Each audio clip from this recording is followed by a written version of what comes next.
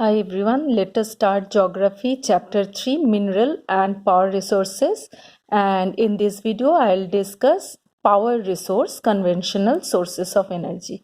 But as many of you did not attend my previous lecture, so I'll start the topic with a quick recapitulation of previous class. First of all, minerals. Minerals are naturally occurring substances that has a definite chemical composition, and minerals are buried deep inside the earth. And there are two types of minerals: metallic and non-metallic. Metallic, which has metal content; non-metallic doesn't have any metal content. Metallic is further divided into ferrous and non-ferrous. Ferrous are the minerals which has iron content in it. Non-ferrous doesn't have any iron content in it. Next is the process by which we extract minerals. We get minerals by mining, as it is buried deep inside the earth. So there are different types of mining, different processes of mining by which we procure minerals. And in different processes, it is open cast mining. Open cast mining is a process where a shallow depth or shallow area, when the mineral is buried on a shallow layer, a big area is dug up and open cast mining is carried out. And then is shaft mining. Shaft is created, and through the shaft, people go deep inside and collect the minerals. And then petroleum and natural gas, those are taken out by doing boring or drilling. And lastly, quarrying is when minerals are lying near the surface. Simply it is dug out, and this process is known as quarrying. Distribution of minerals. Though India is rich in minerals there, but it is not equally distributed. There are areas in India like Chota Nagpur Plateau area, some parts of Tamil Nadu, Andhra Pradesh, some parts of Rajasthan. It is very rich in mineral, but some areas are there like Arunachal Pradesh, Assam has petroleum, Arunachal Pradesh, Tripura, Meghalaya. These all areas lack mineral deposits. And same in the world also, there are different areas where mineral is deposited, but there are countries where it is lack of mineral. Next is the distribution in India. In India, if we check out iron, bauxite, mica, copper, manganese, limestone, gold, salt, among these all minerals, one thing is very common, that all the minerals, most of these minerals are found in Chota Nagpur Plateau area. And Chota Nagpur Plateau area means Jharkhand, Bihar, parts of Orissa, parts of West Bengal.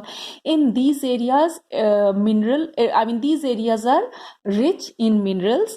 And other than these areas, mica and bauxite are found in Ajmer, Rajasthan. Gold, only Kolar mine is there in Karnataka, where gold mine is there. Salt is taken out from seas and lakes. So that is the distribution of mineral. Next is uses of mineral. Different minerals are used in different ways. Iron, steel, copper, these are all used in industries. Gold, silver,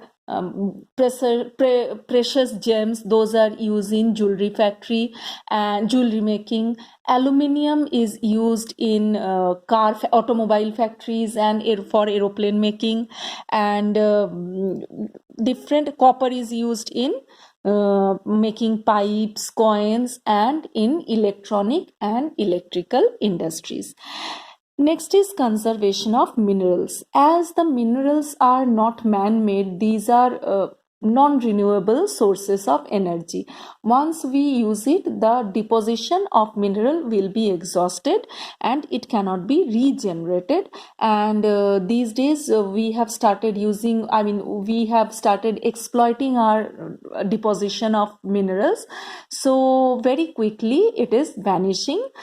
Because of that, we need to conserve our minerals, and there are three processes to conserve mineral. One is to use it judiciously in a very planned way.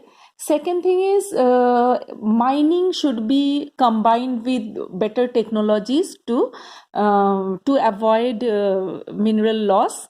And thirdly, metals should be recycled and reused. Now we will start our new topic, that is power resources. Power resources is again divided into two categories. One is conventional, the other one is non-conventional. Power resources or power energy, power resources generate energy, and you all know that without energy any work cannot be completed. Energy is required for everything, for running industries, for running agriculture, transportation, communication. For everything power is required. Now today we will discuss only about conventional sources of energy. Conventional sources of energy means non-renewable. These resources cannot be renewed. There are different types of conventional sources of energy. For example, firewood and fossil fuel. So first of all, we'll discuss about firewood. Firewood is broadly used in rural areas for cooking and for other activities, and it is collected from forest. And the more we will use firewood, the more it degrade the environment, it causes pollution, and second thing is it leads to deforestation. So we can see the advantages and disadvantages. It is mentioned in the book also here. Advantages are easy to access and provides energy to a large number of people. Disadvantage is collection is time consuming, it is polluting, it is promoting greenhouse effect, and it causes deforestation also. Next is fossil fuel. And when we talk about fossil fuel, we all know that petroleum and coal come under this category. So first we'll start with coal. This is the most abundantly found fossil fuel in our country. Electricity is generated, thermal power is generated from coal, and coal which we are using today was formed millions of years ago, and many plants buried under the earth's crust, and they turned into coal. That's why coal is also called buried sunshine. In the world, China, USA, Germany, Russia, South Africa, France are the producer of coal, and in India, Raniganj, Jharia, Dhanbad, and Bokaro and Jharkhand has coal mines. Now we can see from here the advantages and disadvantages. Advantage, extensively available and efficient conversion of electricity. Disadvantage, again it is polluting, and second thing is it is very bulky, very heavy, so it is very difficult to supply from one place to another place. Petroleum again, when the plants were buried millions of years ago, it produced coal, and at the same time animals were also buried, and it turned into petroleum. Petroleum is found in different layers in between the rocks, and when we collect petroleum, it is crude oil actually, and those crude oil is supplied to the refineries, and in the refineries there they are given different forms like kerosene, diesel, petrol, plastic, lubricants, etc. So petroleum are used massively in different ways. That's why it is called black gold. Petroleum producing countries are Iran, Iraq, Saudi Arabia, Qatar, etc., USA, Russia also. In India, Digboy in Assam, Bombay High in Mumbai, and the delta area of Krishna Godavari River produce petroleum. And one more thing is this: wherever the petroleum from wherever the petroleum is collected, from there only natural gas is also procured. And in India, natural gas is found in Jaisalmer, Krishna Godavari Delta, Tripura, and some areas of Mumbai. Now we will take a quick look of the advantage and disadvantage of oil and petroleum and natural gas from here. Let us see the advantages of petroleum. It is easier to transport. It is transported through pipelines actually. And second is basis of petrochemical industries. Now see the advantage of natural gas: easier to transport. It is also transported through pipelines, and it is cleaner than oil and coal. When we use natural gas, it causes less pollution than petroleum or coal, and it is cheaper than oil. Now both of these oil and natural gas, they have the same disadvantage. It is depleting the oxygen due to oil spilling and gas leakage.